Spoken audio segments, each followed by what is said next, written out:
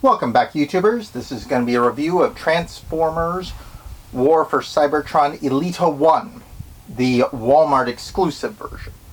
Now this version comes with this chunk of background art that's supposed to be Teletran 1, or the interior of the Ark, whichever you prefer to call it. I only have the one, so it's not a big deal to me. And all the other Walmart exclusives, except for the Soundwave, a lot of them I did not like. The Nightbeat one was a reverse of its colors, plus I heard there were some issues with the plastic on that. I already had Cheetor and most of the others. Really wasn't worth it for me to get them, so this is the only one I got that wasn't Soundwave. Anyway, let's get into what this figure is. As you can see on the back, it's got a unique background there that shows her artwork behind the Autobot symbol, the Netflix thing, her on the back, and her car mode. She comes with this little blaster. There's these little peg holes you can clip it to, but they're not that secure.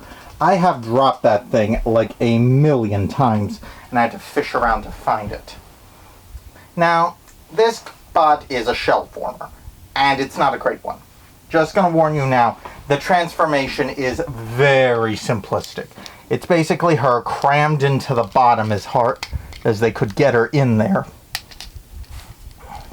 And honestly speaking, I am disappointed by this transformation. The shell is just, in my opinion, I think they made it too small to support the whole figure. Shell formers aren't inherently bad because, let's face it, there are just some shapes you cannot duplicate.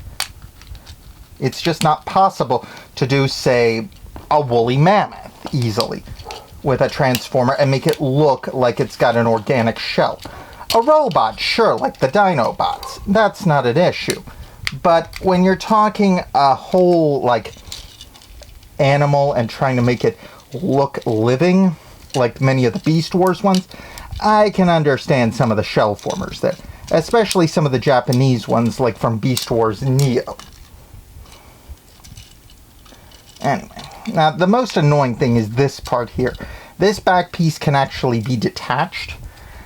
The lower half, at least, that makes the back end of the car. I do not recommend it, though. The parts that do it are gimmicky as hell. They don't like to be put together, and they are flimsy as can be. This thing's plastic is very thin in some places.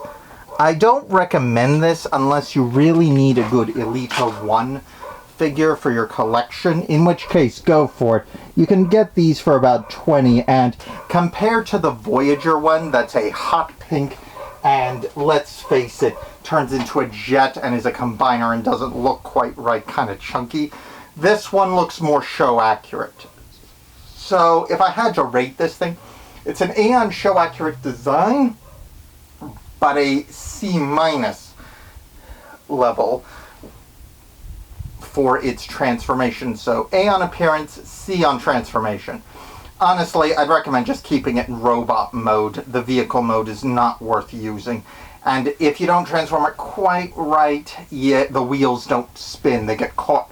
You get a little caught on the bottom pieces. But that's Elita for you. Otherwise, I'll see you all next time. Please like, subscribe, comment below, and share this video. And I'll see you all next time. Ciao.